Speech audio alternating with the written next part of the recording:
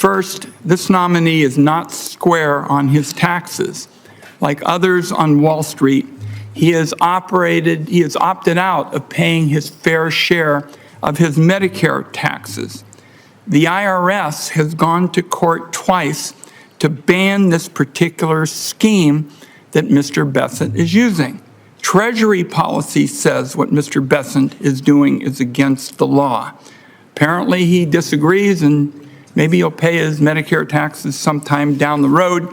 And remember, this is an individual who's a billionaire. It's not going to be a hardship on him to pay his Medicare taxes. My view is you cannot have a Treasury secretary who doesn't abide by Treasury policy. That is what you are going to have on day one if Mr. Bessent is confirmed. That's number one. Number two, I think Mr. Bessent came to this committee completely unprepared to answer some of the most basic questions about tax policy. He was asked a critically important one. Should wages be treated differently than wealth?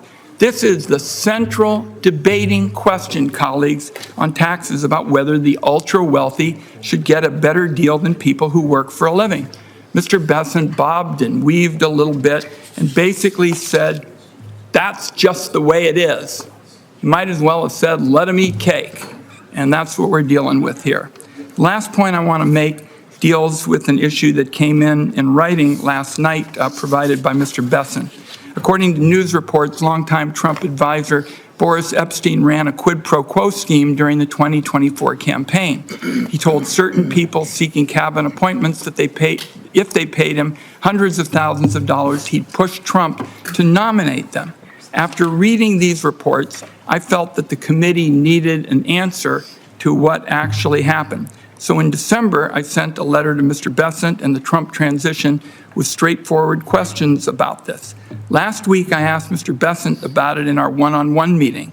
He told me Mr. Epstein talked to him about payments for public relations, which is a pretty sleazy way of pitching a quid pro quo. The reason I bring it up is Mr. Bessent has now given a different answer in response to a written question after the hearing. His new answer is nobody ever asked him about payments in exchange for an appointment. He still won't reveal who else in Trump's orbit he talked to about it. Colleagues, this smells.